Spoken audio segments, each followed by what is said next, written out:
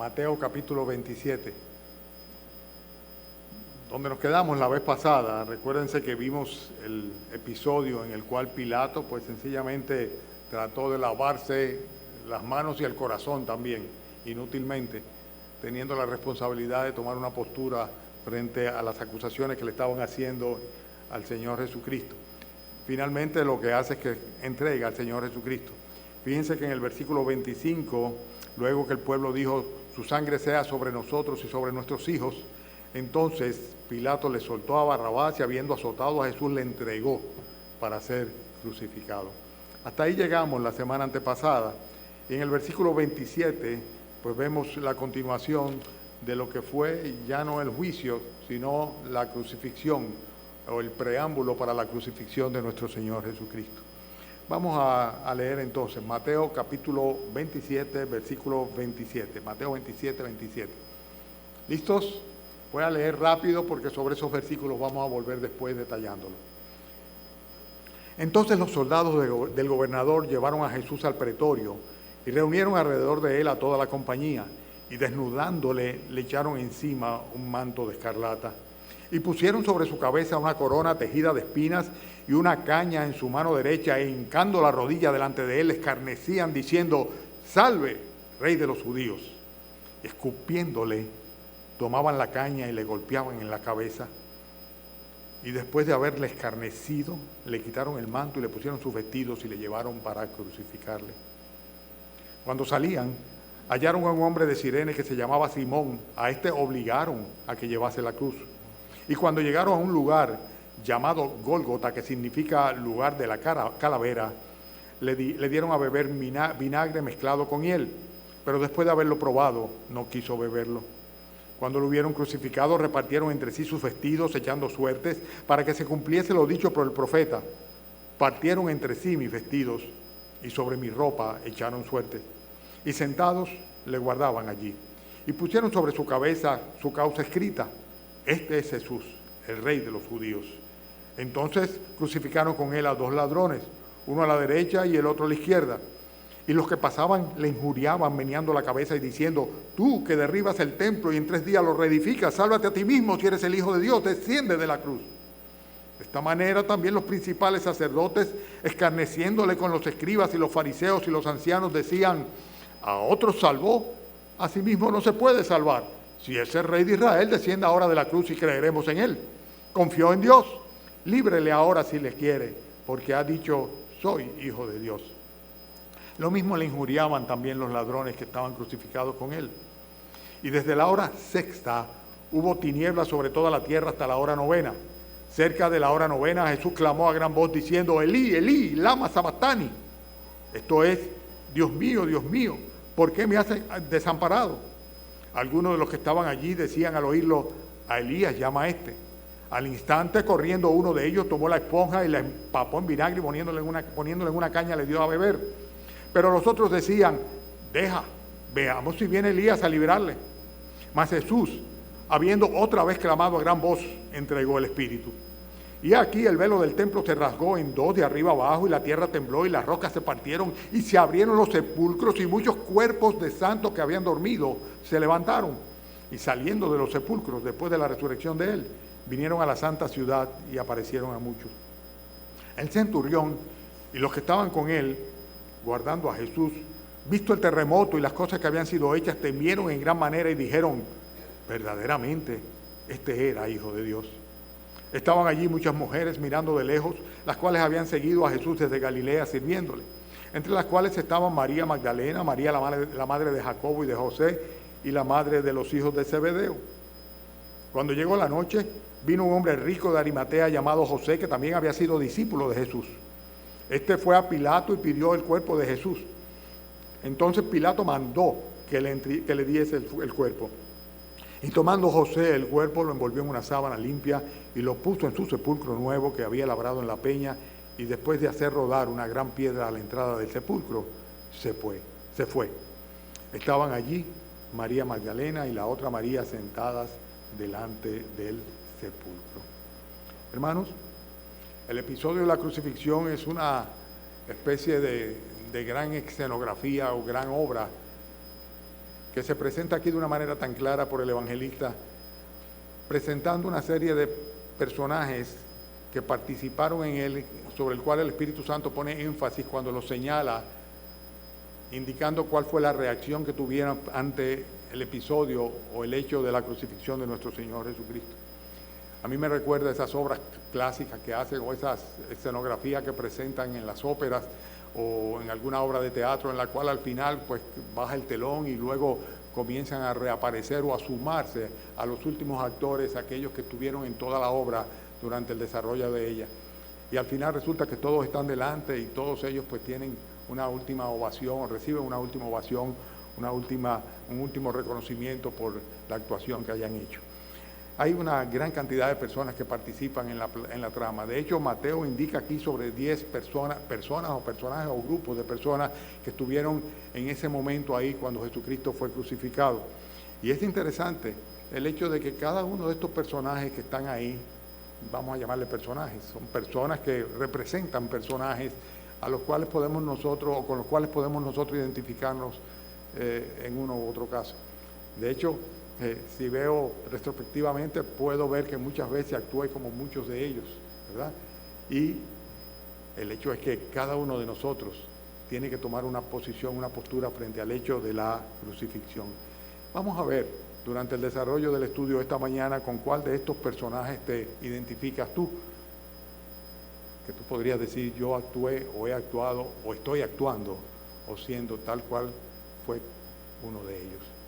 Primero aparecen los soldados. Dicen los versículos que van del 27 al 31 que los soldados se le llevaron al pretorio, dice, reunieron a toda la compañía, a todos los soldados, todos los guardias pretorianos y desnudaron al Señor Jesucristo. Dice, le echaron encima un manto y comenzaron a martirizarle, por decirlo así, a escarnecerle.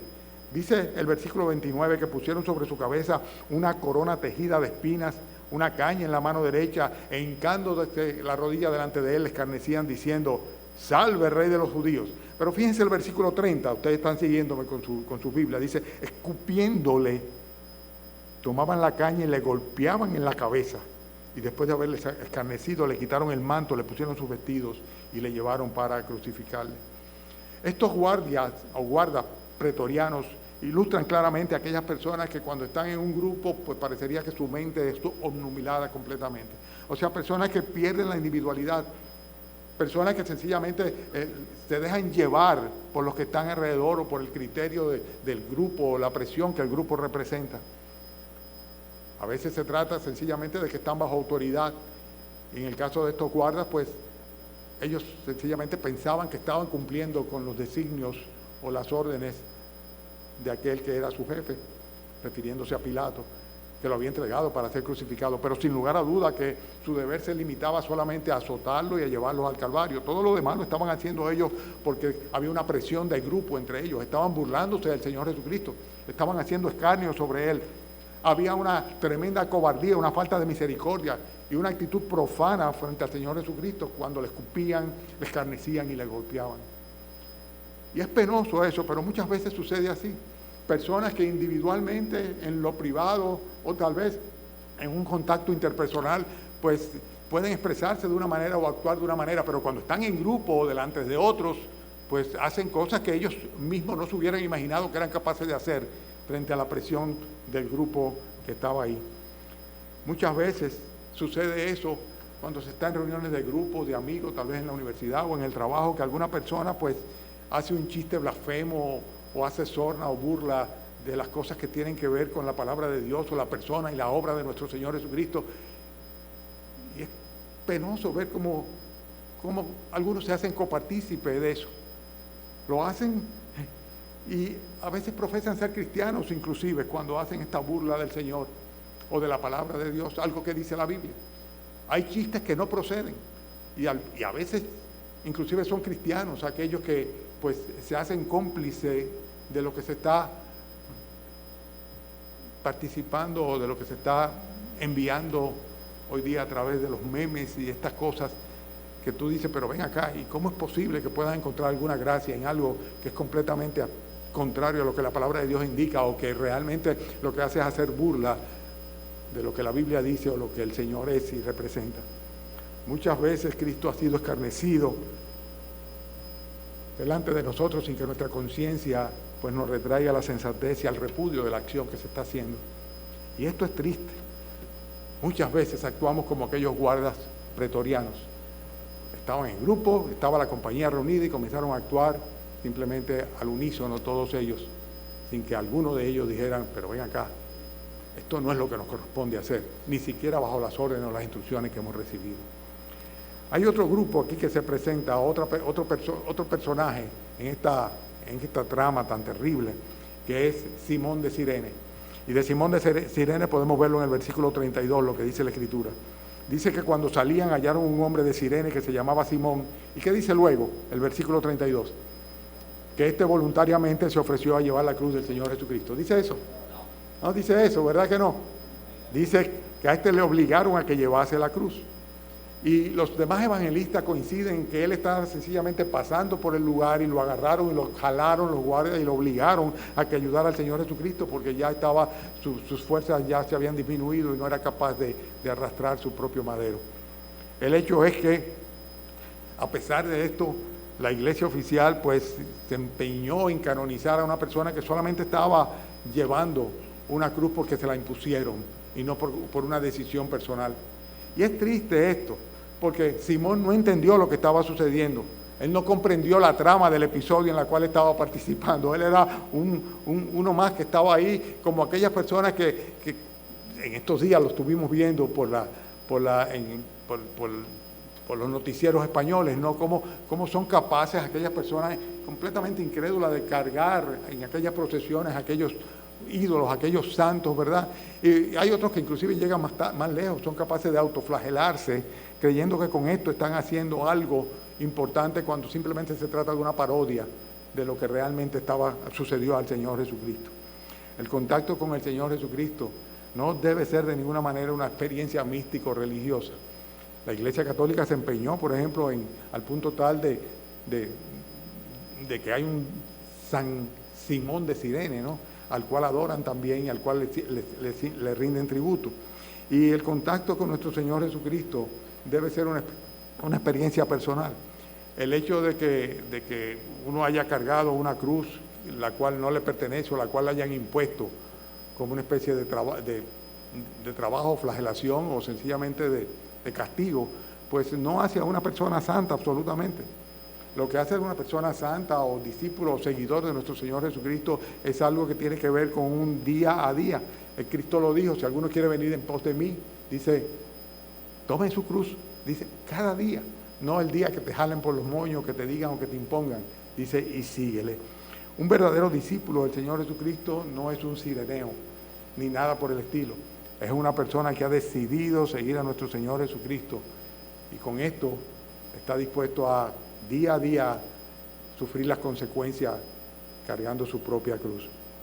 Además de Simón de Cirene y además de, como vimos ya hace un ratito, a los soldados, el otro grupo que estaba ahí era el grupo de los que le llaman transeúntes o pasantes, por así decirlo.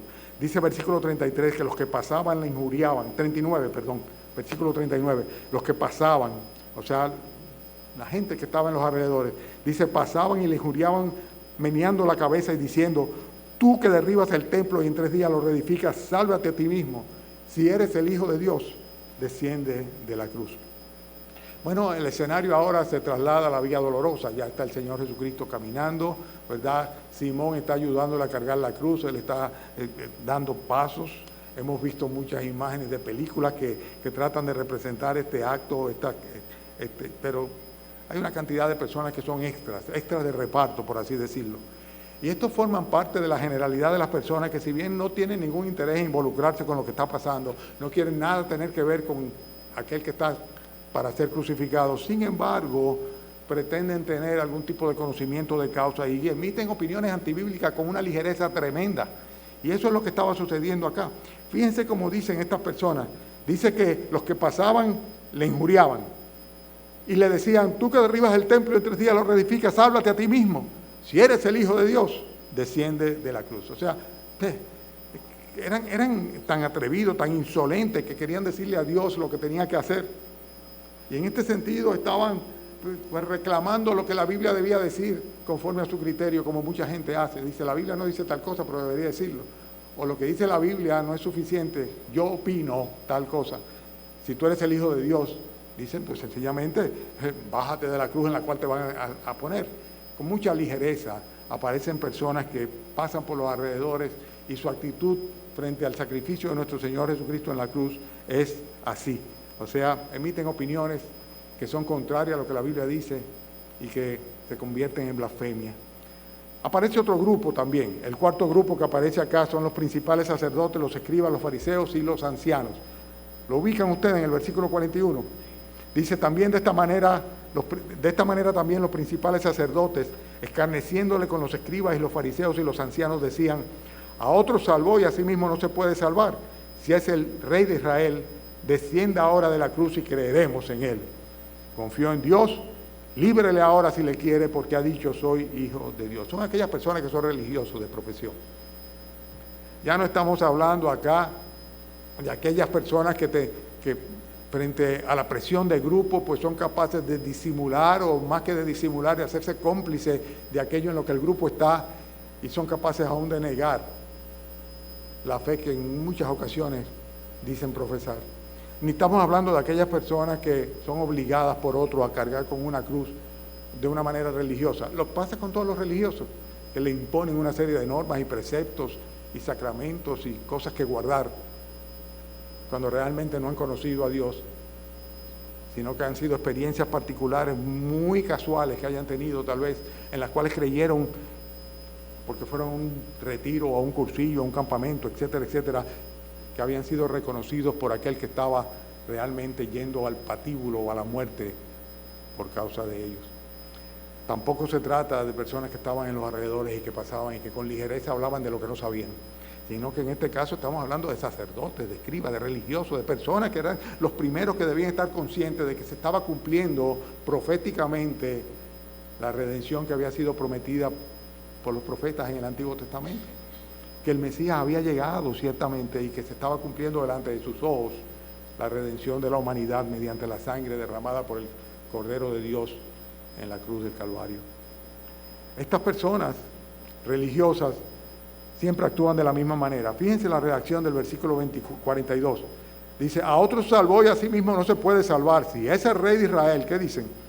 Descienda ahora de la cruz y creeremos en él. O sea, son personas que condicionan su fe a lo que son capaces de ver. O sea, personas que lo que están es sencillamente evidenciando su incredulidad, porque no son capaces de creer que Dios es suficientemente poderoso como para poder librarle de la muerte, si es que fuera parte de su voluntad, lo que no era, obviamente, sino que la voluntad del Señor era que Cristo muriese por los pecadores. Son personas ciegas, son guías de ciegos, son aquellos que hacen que otros caigan también en el hoyo de la mentira, de la condenación, y no creen en el poder de Dios y no confían en el poder de Dios. Por eso dicen, él confió en Dios, que Dios le libre. Ay, Dios nos libre, Dios te libre a ti de ser guiados por estos religiosos, por estos sacerdotes y por estos fariseos y estos engañadores. Personas que no conocen a Dios y que son guías de ciegos. Guías de ciegos. Luego aparecen en el versículo 38 dos personajes adicionales de los cuales se habla mucho frecuentemente. A ver, ¿se dan cuenta quiénes son? Dice, entonces crucificaron con él a los dos ladrones, uno a la derecha y a la izquierda. Es como una gran obra, se siguen sumando actores, ¿verdad? Participantes en la gran obra, ¿verdad? Ahora aparecen estos dos ladrones. Dice que los crucificaron uno a la derecha y uno a la izquierda. Y esto es interesante porque era una manera adicional de menoscabar a la persona de nuestro Señor Jesucristo. En medio de dos ladrones tenía que ser necesariamente un malhechor también. Y eso dice la Escritura, que eran dos malhechores. Lucas 23, voy a leer, no vayan allá. Dice, versículo 39 de Lucas. Dice, y uno de los malhechores que estaban colgados le injuriaba diciendo, si tú eres el Cristo, sálvate a ti mismo y a nosotros. Respondiendo el otro le reprendió diciendo, ¿ni aún temes tú a Dios estando en la misma condenación? Nosotros a la verdad justamente padecemos porque recibimos lo que merecieron nuestros hechos, mas ningún mal hizo.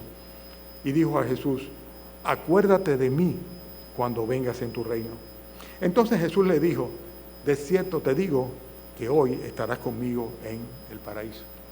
Bueno, eran dos malhechores, dos ladrones, de una manera específica, dicen, le llaman malhechor y le llaman ladrones los diferentes evangelistas. Yo pienso que si nosotros crucificáramos en este país a los ladrones, pues no habrían madera suficiente en los bosques, ¿verdad? Pero sí, es triste, lo digo en forma de sorna o de chiste, pero es triste lo que pasa. O sea, no hay un solo camión de mercancía que se vuelque, que no aparezca una gran cantidad de personas robándose la mercancía. Y vemos que se paran personas con todo tipo de vehículos cuando sucede eso en las autopistas, como sucedió recientemente, por eso lo traigo a colación. Eran dos ladrones y ciertamente eran personas que podían ser calificados como malhechores, a pesar de que en cierta manera todos nosotros lo somos. Si malhechor es una persona que mal hace, malhechor mal hace, todos nosotros somos pecadores, todos nosotros somos malhechores.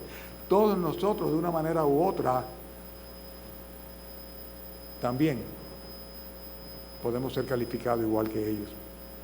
Es interesante el hecho de que, a pesar de que eran dos, y los dos eran malhechores, y los dos estaban a un lado y otro del Señor Jesucristo, sin embargo, cada uno tenía en primer lugar, una actitud completamente diferente cuando reconoció uno de ellos a Jesucristo como el Mesías. Uno de ellos dijo: este es el Hijo de Dios. Uno de ellos supo que era aquel que era capaz no solamente de levantarse de la cruz, de la tumba, sino era capaz de regresar como Dios triunfante y reinando. Por eso le dice: recuérdate de mí cuando vengas en tu reino. El otro no fue capaz de reconocer su propia responsabilidad. Por el contrario, hizo burla del Señor Jesucristo. Sin embargo, uno de los dos sí reconoció al Señor como justo. Dice: este hombre nada ha hecho. Nosotros merecemos nuestra condenación. Eso es difícil, que las personas pues reconozcan su propia condenación. El hecho de que son malhechores. La mayoría de las personas piensan que no son tan malos o que son suficientemente buenos como para merecer lo que solamente gratuitamente se puede obtener. Uno de los dos apeló a la misericordia del Señor. En el versículo 42 le dice: acuérdate de mí cuando vengas en tu reino. Y la respuesta del Señor no fue: bueno, te voy a dar un chance para que tú sobrevivas y que tú vayas y deshagas o desdigas de todo lo que has hecho hasta ahora y comiences a obrar bien para que te puedas ganar la salvación con tus buenas obras. Sino que, aún siendo un malhechor, por haber confiado en el Señor Jesucristo en el último instante de su vida, el Señor le dijo: te aseguro que hoy estarás conmigo en el paraíso. Creyó, confió y fue salvo. El problema está en que hay algunos que no reconocen su justa condenación y hay otros que, reconociéndolo, pues no hacen nada absolutamente. Pero en este caso, él no solamente reconoció su condición, la justa condenación a la que estaban sometidos, sino que además de esto apeló a la misericordia del Señor Jesucristo, diciéndole: recuérdate de mí cuando vengas en tu reino. Y esto hizo la gran diferencia. Hoy, desde ese mismo momento, estarás conmigo en el paraíso. Vamos a ver, llevamos 5 de 10 personajes con los cuales podemos identificarnos nosotros, o por el contrario, decir: no tengo nada que ver con esa actitud, yo no soy como esa persona. Ahí vienen después, en el versículo 47, los que le llaman, lo que se denominan como los que estaban ahí. Personas que estaban ahí, simplemente. Personas que estaban ahí, eran espectadores, estaban viendo lo que estaba sucediendo, estaban viendo y participando necesariamente, porque con su presencia estaban aprobando aquello. Y dice el versículo 47 que decían: a Elías llama a este. Cuando el Señor dijo: Elí, Elí, lama sabactani, Padre, Padre. Pero fíjense, en el versículo 48 dice: y al instante, corriendo, uno de ellos tomó una esponja, la empapó en vinagre, poniéndola en una caña, le dio a beber. Pero los otros decían: deja, veamos si viene Elías a librarle. Ellos confundieron el clamor del Señor Jesucristo con una invocación a los muertos. Dice: está invocando a Elías. Qué barbaridad. Pero a la mayoría de los creyentes les pasa eso. o la mayoría de los que se creen creyentes les pasa esto. Y lo que hacen es, pues, actuar como unos ignorantes frente al hecho de la crucifixión, igualito de como lo hicieron a estas personas que estaban ahí en ese lugar. Estaban ahí, no eran capaces de entender lo que estaba sucediendo, pero sin embargo estaban muy dispuestos y muy prestos, muy prontos para emitir una opinión o un juicio, hacer una evaluación de lo que estaba sucediendo. Había una dureza de corazón ahí que se contrasta con que uno de ellos, sin embargo, tuvo misericordia y buscó, ¿verdad?, cómo darle algo de beber, una esponja llena de vinagre. La Escritura dice en otro de los evangelios que se trataba de uno de los guardas que estaban ahí, y lo hacían como anestésico, o sea, para que los dolores fueran menores. Hay personas que son así. Hay personas que no son capaces de identificar la realidad de lo que está sucediendo y son unos ignorantes frente al hecho de la crucifixión. Hay muchos que dicen ser cristianos y no comprenden. He hecho referencia otras veces a una ocasión en la cual alguien nos invitó a su apartamento e invitó también a un sacerdote. Alguien que parecía estar genuinamente interesado en conocer la verdad o el evangelio. Obviamente fuimos. No sabíamos que iba a haber un sacerdote allá, nos encontramos con esa sorpresa. Y le hice una pregunta al sacerdote: ¿por qué Cristo tuvo que morir en la cruz? Y la respuesta que me dio: no tenía que haber muerto en la cruz. Él pudo habernos redimido y salvado de otra manera. Ignorancia, porque tenía que morir en la cruz. Tenía que ser maldito por Dios. Tenía que derramar su sangre necesariamente, porque sin derramamiento de sangre no hay remisión de pecado. Y la maldición del pecado tendría que caer sobre él, que siendo santo nunca pecó, pues, por así decirlo, el tecnicismo de la sentencia divina que dice maldito todo aquel que es colgado en un madero, tuvo que cumplirse también en él. Pero hay personas que son ignorantes, pero están ahí, hablan con mucha ligereza y dicen: bueno, pues vamos a dejar a ver, a lo mejor Elías lo va a venir a salvar. Hay otros personajes interesantes. Versículo 50 dice: mas Jesús, habiendo otra vez clamado a gran voz, entregó el Espíritu. Imagínense, yo no sé si ustedes han captado lo que yo estoy tratando de hacer. Es como si fueran diferentes escenas de una obra, ¿verdad?, donde aparecen diferentes personajes y donde al final el telón baja, ¿verdad?, y cuando sube el telón, pues aparecen todos ahí en línea. Pero va desarrollándose de una manera gradual y cada personaje representa de alguna manera a cada uno de los seres humanos. Dice el versículo 50: mas Jesús, habiendo otra vez clamado a gran voz, entregó el Espíritu. Y he aquí el velo del templo se rasgó en dos, de arriba abajo, la tierra tembló, las rocas se partieron, se abrieron los sepulcros y muchos cuerpos de los santos que habían dormido. En este caso nos vamos a referir a estos santos que habían dormido. Se levantaron y, saliendo de los sepulcros después de la resurrección de él, vinieron a la santa ciudad y aparecieron a muchos. Imagínense esa escena en la cual las lápidas comienzan a saltar y comienzan a salir los cuerpos de los santos de los sepulcros. No se trató de una resurrección, sino de una resucitación como la que leímos hoy que el Señor hizo con Lázaro. O sea, después esas personas pues volvieron a morir, ¿verdad? Pero es interesante, es el hecho de que es el tercer hecho sobrenatural que se sucede. Desde el versículo 51 lo vemos. O sea, el velo se rasgó de dos, de arriba abajo, en dos de arriba abajo, y esto implicaría, y luego lo vamos a ver nosotros claramente en el resto de las Escrituras, el hecho de que se abría el camino claramente para llegar a la presencia de Dios, al lugar santísimo. Luego también habla de que la tierra tembló, las rocas se partieron.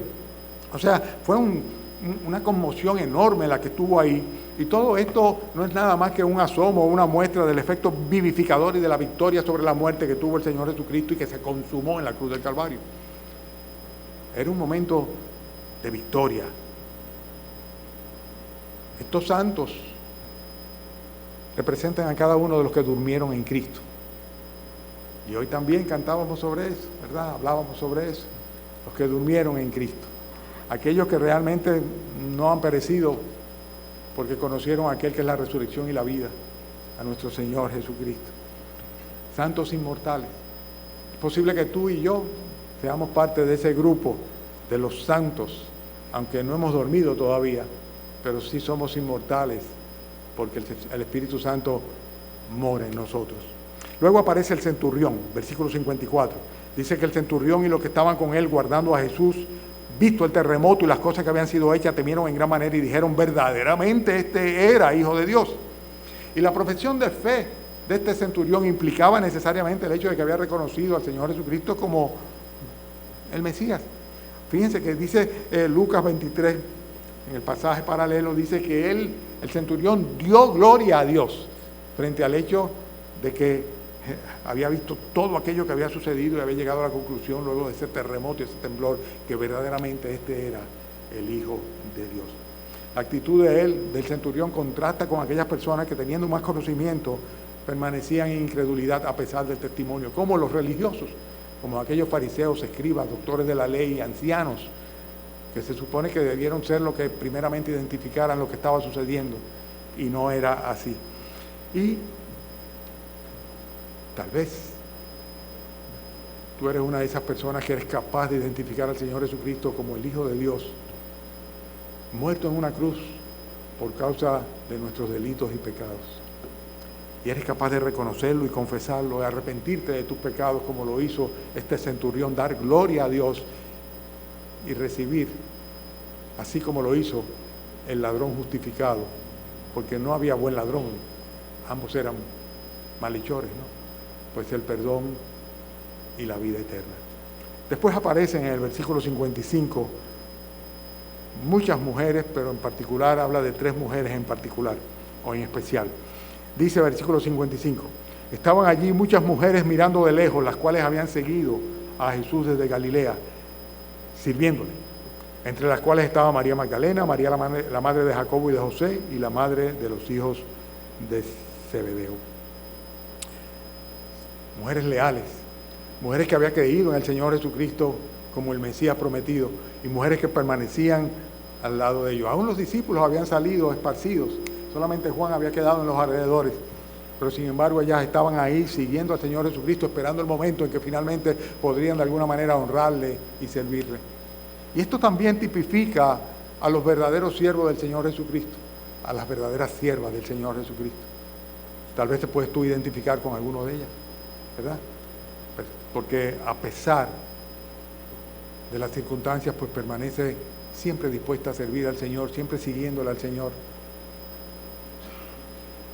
Y esto realmente es algo notable. Las mujeres estaban ahí presentes, acompañando a María, la madre de Jesús, siguiendo a aquel que sus propios discípulos habían abandonado. Luego entonces vemos a José de Arimatea, versículo 57. Cuando llegó la noche vino un hombre rico de Arimatea, llamado José. Dice el texto aquí que él también había sido discípulo del Señor Jesucristo, un seguidor del Señor Jesucristo, solo que al principio no se había identificado, tenía temor de identificarse con el Señor Jesucristo. Versículo 50 de Lucas 23, lo voy a leer. Dice, había un varón llamado José de Arimatea, ciudad de Judea, el cual era miembro del concilio, varón bueno y justo. Que también esperaba el reino de Dios y no había consentido en el acuerdo ni en los hechos de ellos, fue a Pilato y pidió el cuerpo de Jesús, y quitándolo lo envolvió en una sábana y lo puso en un sepulcro abierto en una peña, en el cual aún no se había puesto a nadie. Era un hombre rico, discípulo del Señor Jesucristo. Dice aquí la Escritura que era bueno, justo, miembro del concilio, estaba esperando el reino de Dios, estaba esperando el reino del Mesías. Y él no se había hecho cómplice, a pesar de que él estaba en medio del concilio y él había estado viendo todo lo que estaban tramando. Dice que en ningún momento lo apoyó, absolutamente no se hizo cómplice de ellos. Ahí es cuando realmente se ve quién es quién, cuando todo el entorno y todo el ambiente se inclina del lado de la impiedad y sin embargo tú permaneces firme en tus convicciones siguiendo a tu Señor. Y vemos que este hombre ofreció sus recursos, todo lo que tenía. Era un hombre rico, pues fue y ofreció un sepulcro labrado en una peña. Esta era la sepultura más cara que podía hacer. Era excavado en una peña, en la roca. No era enterrado en tierra. Era, por así decirlo, lo más fino que podía haber. Y era algo que era preparado por personas muy ricas para él y sus familiares. Y fíjense que no tiene ningún temor de identificarse con el Señor Jesucristo, ni ante los romanos, ni ante los propios judíos en este momento. Juan capítulo 19, versículo 38 habla sobre eso, que él había temido antes, pero en este momento sencillamente era el momento de la verdad y se identificó con su Señor. Y hay otro personaje que no aparece acá, pero que está en Juan, que es Nicodemo. Nicodemo estaba junto con José de Arimatea cuando fueron a pedir el cuerpo del Señor Jesucristo. Y dice el texto en Juan capítulo 19 que también Nicodemo, el que antes había visitado a Jesús de noche, vino trayendo un compuesto de mirra y áloes, como de 100 libras, y tomaron el cuerpo de Jesús, lo envolvieron en lienzo con especias aromáticas, según es costumbre entre los judíos. Ustedes recuerdan quién fue Nicodemo, ¿verdad que sí? Aquel al cual el Señor le dijo, es necesario nacer de nuevo, y había nacido de nuevo, porque el que no nace de agua y de espíritu no puede ver el reino de Dios. Un verdadero creyente. Dos personas que, siendo conocedores de las Escrituras, habían confiado en el Señor Jesucristo, se habían acercado a Él, se habían arrepentido de sus pecados. Y a diferencia de los otros sacerdotes, de los escribas, los religiosos, los fariseos, los ancianos, dice, estos se ocuparon en honrar al Señor Jesucristo, reconociendo su sacrificio de cruz como algo que necesariamente el Señor tenía que padecer para poder redimirnos de nuestros pecados. Estamos hablando de 11 personajes diferentes que están en el escenario de la crucifixión de nuestro Señor Jesucristo. 11 personajes diferentes. Y de alguna manera cada uno de nosotros, en un momento u otro de nuestra vida, hemos estado identificados o podemos identificarnos con alguno de ellos. O hemos sido como los soldados que sencillamente hacían mofa y maltrataban el nombre del Señor Jesucristo y la persona de nuestro Señor Jesucristo, lo menospreciaban. O hemos sido como Simón de Cirene, que tuvo una casual encuentro con el Señor Jesucristo, por decirlo así, una experiencia religiosa, y con eso se quedó, porque de ninguna manera podemos decir que fue salvo por haber cargado un pedazo de leño. La Escritura no lo dice así. O eras tú como el resto de la gente que pasaban por los alrededores y que sencillamente lo que hacían era burlarse y decir, si es el Hijo de Dios, desciende de la cruz. O eres tú como estos religiosos sacerdotes que no sirven para otra cosa, sino simplemente para manifestar su incredulidad cuando dicen, él dijo que confiaba en Dios. Dice, si le quiere que Dios le libre, entonces. Incrédulos. Descienda ahora de la cruz y creeremos en Él. Si lo veo, lo creo. O eres tú como uno de estos dos ladrones, o como aquel que desperdició la oportunidad de la cercanía con el Señor Jesucristo, como aquel que la aprovechó y reconoció su condición, al mismo tiempo que reconocía la santidad y la pureza del Señor y apeló a su misericordia. Acuérdate de mí cuando vengas en tu reino. O eres tú tal vez, o te puedes identificar con aquellos que pasaban por los alrededores y que con mucha ligereza decían, vamos a ver qué pasa, vamos a ver si Elías lo viene a librar, porque no creen, no han creído realmente en aquel que estaba siendo crucificado para salvarle, redimirle del yugo verdadero que tenían, que era el del pecado y la maldad, más que del yugo romano. O tal vez te identificas con los santos que habían dormido. Yo lo hago, sin lugar a dudas. Los que estaban esperando una resurrección, porque sencillamente dormían, habían esperado en Cristo y confiaban en Él. O como el centurión, o como las mujeres que permanecían fieles al Señor no obstante las circunstancias por las que estaban pasando, o como José de Arimatea, o como Nicodemo, que decidieron a la hora de la verdad identificarse con el Señor Jesucristo y poner todo lo que ellos eran, lo que tenían y lo que podían hacer al servicio de Él. A uno u otro nos parecemos, a uno u otro nos parecemos, nos hemos parecido o nos vamos a parecer. ¿Con cuál de ellos te identificas tú? La pregunta es, así como el Señor le dijo a Nicodemo, es necesario nacer de nuevo. ¿Estás seguro que has nacido de nuevo? Que el sacrificio del Señor Jesucristo en la cruz del Calvario, la muerte del Señor Jesucristo significó para ti el perdón de los pecados, la redención de tu alma, la vida eterna.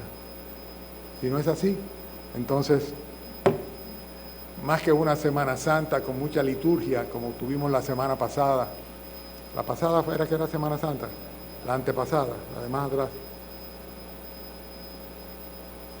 es el momento de venir delante del Señor Jesucristo reconocerte en malhechor o malhechora y pedir perdón por ello. Pedirle redención, salvación, misericordia y gracia. Y entonces el Señor podrá decirte, te aseguro que a partir de hoy, te aseguro que estarás conmigo en el paraíso. Vamos a orar. Oremos. Padre, siempre presumimos que todos los que están en la iglesia son como aquel ladrón arrepentido, o como aquellos que tal vez en una época se avergonzaron de ti, pero que ya no, Señor. O como aquellos, Señor, que conociendo lo que tu palabra dice, pues están dispuestos a servirte y a seguirte, no obstante las circunstancias, Señor, como aquellas mujeres. Pero tal vez no, Señor. Tal vez hay alguna que